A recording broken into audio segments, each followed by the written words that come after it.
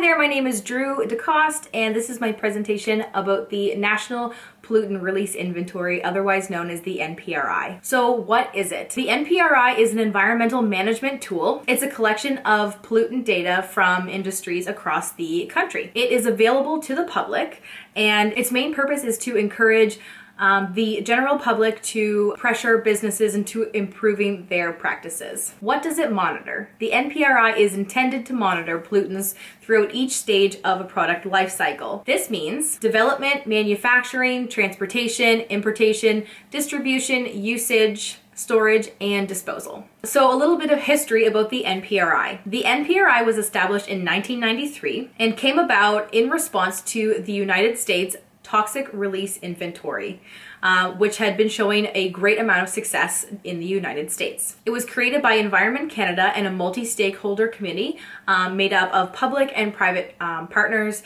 and it is enforced under the authority of Section 46C of the Canadian Environmental Protection Act. Should a business fail to report, there are consequences, and we will get to these a little bit later on. So, criteria. Who has to report to the NPRI? It all depends on three main criteria. What takes place there? If it falls under any of the listed criteria. Also, the second criteria is the total number of hours worked by all employees at the facility. So if there is a total of 20,000 hours or more by all of the employees, which works out to be 10 full-time workers. And also the third criteria, what types of substances are dealt with there. So within the NPRI, there are 320 substances of concern. If the facility fits the bill of either the first or second criteria paired with the third, they must report to the NPRI. So as I previously mentioned, there are over 320 substances of concern, and this is an ever-changing list. So with the changes in the environment and new facilities and industries and chemicals on the regular, there are substances being added to the list and taken away from the list. And right now, there are over 7,000 facilities currently reporting in Canada. So the NPRI, what are the uses for it? As I previously mentioned, the NPRI was created for the general public to use to pressure facilities into creating better business practices. However, it has morphed into so much more. It is a lot of data, and therefore it can be used for advocating for cleaner communities and improved facilities, tracking pollutants and polluting industries, modeling and conducting risk assessments, and improving selection for facility site locations. There are two main critiques that I have with the NPRI. Let's get into them. So the NPRI is a self-reporting system. There is no oversight for accuracy of reporting. And this is a problem because it could lead to false reporting. I have not found any information in my research that would suggest that that is a common practice. However, without somebody watching over the 7,000 facilities that are currently reporting, it does seem likely that there would be some fudging of numbers in some sort of way. As I previously mentioned, there is consequences for falsely reporting or failing to report to the NPRI. So there is fines and jail time. Fines can be up to $1 million, and there is the potential for jail time. And this is enforced under sections 272 and 273 of the Canadian Environmental Protection Act. And as I previously mentioned, with over 7,000 facilities reporting, it might be difficult to track and monitor every single facility. My second main critique is that it is difficult to navigate. So the main purpose for the NPRI was for the general public to use and advocate for themselves. However, today with the differences in pollutants and toxicities, and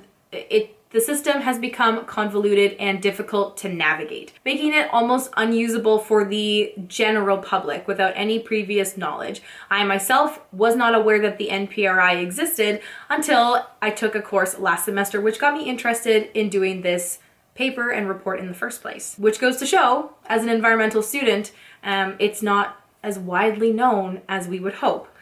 So for the general public at home, it's difficult to decipher what substances are most harmful, at what levels, and for what acceptable time frame. This is because the NPRI has a quantity-based approach. This means that if you are looking at the substance report and it has this much of a not so toxic substance and this much of a very toxic substance, this looks more impressive and looks like it could possibly be a danger. However, we should be looking out for this super toxic substance over here. And if you are not well versed in toxicity, as maybe the general public might be, it's not serving its purpose. So this does overlook the toxicity rates of those quantities. And considering that the system is supposed to be for the general public, a rank system or a toxicity-based approach might be better in order to improve the understanding of what substances are actually the most harmful and when and how we should advocate for change. So the case I'll be discussing today is surrounding the mining industry.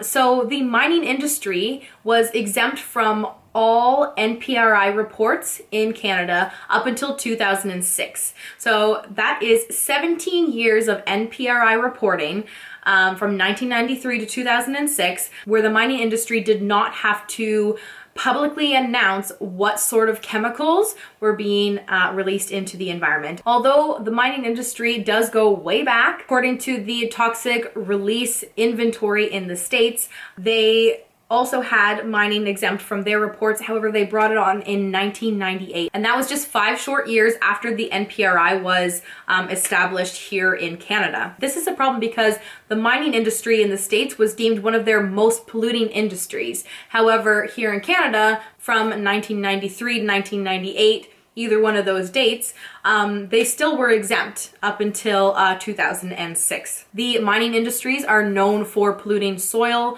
water, and air. And since the NPRI requires mining as of 2006, tailings actually account for 47% of all disposals and transfers reported to the NPRI. Tailings include substances of concern such as mercury, sulfuric acid, and arsenic. This number of 47% is shocking considering mining only accounts for 5% of all the reporting facilities in the NPRI. So in conclusion, the NPRI is a useful tool in terms of tracking, anticipating, certain hazards to the environment and to the general public health, and it supposedly will give power to the public.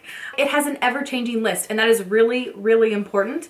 It incorporates new pollutants on the regular, and that is excellent. However, it is difficult to navigate for some, and that is a problem because it's supposed to be available to the general public to use. And that may actually be stunting its purpose, and I think should be addressed. And there is so much data. I know it works great when you have a large research project and you want to date back several years to find how pollutants have been curved, if new regulations come into effect. It's really excellent for that and helping communities advocate for better practices. However, it's a lot of data and its main purpose could be lost in the mix. And my discussion question, even though there is nobody here to discuss, was based on what we all know now after my presentation, is the NPRI still doing enough? Is it enough? Should it be changed or tweaked? Should we move into a quantity-based approach or a toxicity-based approach? Does the public know enough about it? Do we need to be more proactive about getting the word out to the public on how this can help them? Here are my references, and thank you so much for watching. Thanks for a great term, and that's my presentation. Bye!